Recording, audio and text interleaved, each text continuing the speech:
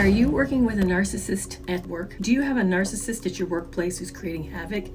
Hi, I'm Dr. Kerry Kerr McAvoy. I'm a mental health specialist with over 20 years counseling clients in the office.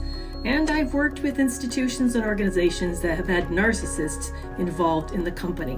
Are you trying to figure out what to do? How to be able to reduce the conflict, maybe even shore up your shaky position? Let's talk about it in this upcoming clip.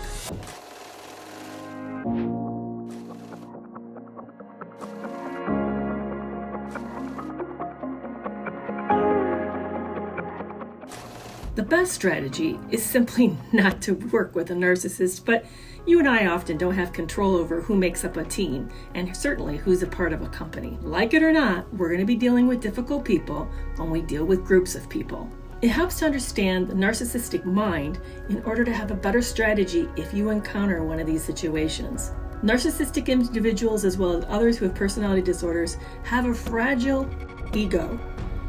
They lack confidence in themselves. I know it seems overblown. They act like they're bigger than life and they can do everything the best, but it actually is evidence of a fragility, not stability. Imagine, for example, that you have a home with a really shaky foundation.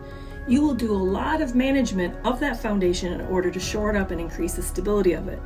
That's what narcissists do with their need for control and the fear of competition. They have to be right because it's the way for them to affirm their value and to gain confidence in themselves. And this is done all unconsciously. It's not something that they're actually mindful of. It's just a reaction, a defense mechanism that they have. And that means when they encounter those who truly are talented, they're going to feel shaky and insecure. And they'll see it as competition even when there is none and you're actually working collaboratively. And that leads to my first piece of advice. Don't take this personal. This isn't really actually about you. This is about what's going on in the narcissistic's mind and in their sense of self. But I know they'll make it personal because in order to deal with their selves, they'll deal with you. So despite the conflict, work to remember that this isn't about you. So there's nothing that you actually have to defend when it comes to these types of unfair accusations. Sometimes you're going to be part of a team that isn't a well-formed team. There's going to be shaky membership, maybe inadequate leadership, and in that situation you may be in trouble. But where you can, work with teams who know you, who've had past histories with you, and know of your capabilities and your performance record.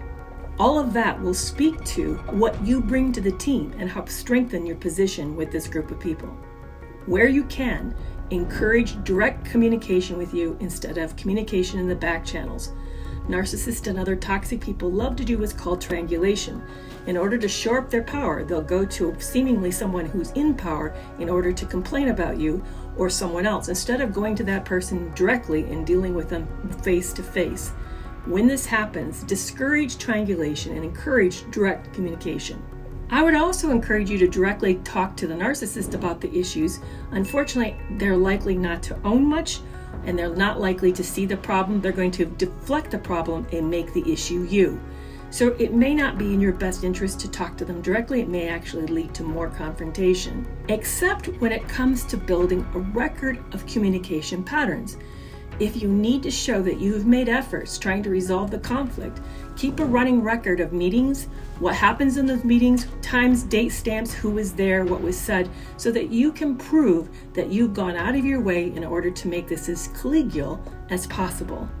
Sometimes if you've tried all sorts of recourses and options and there seems to be no resolution, there may be no other recourse than to find another team and maybe another company. Sadly, working with antagonistic people creates a lot of antagonism and a lot of conflict. There may be no shortcuts around this, but it helps to be aware of the dynamics so that you don't personalize it and get sick in the process. So that's how I would recommend dealing with a narcissist in the company. Be sure to like and subscribe so you don't miss other videos about how to handle toxic relationships and how to have healthier, better communication.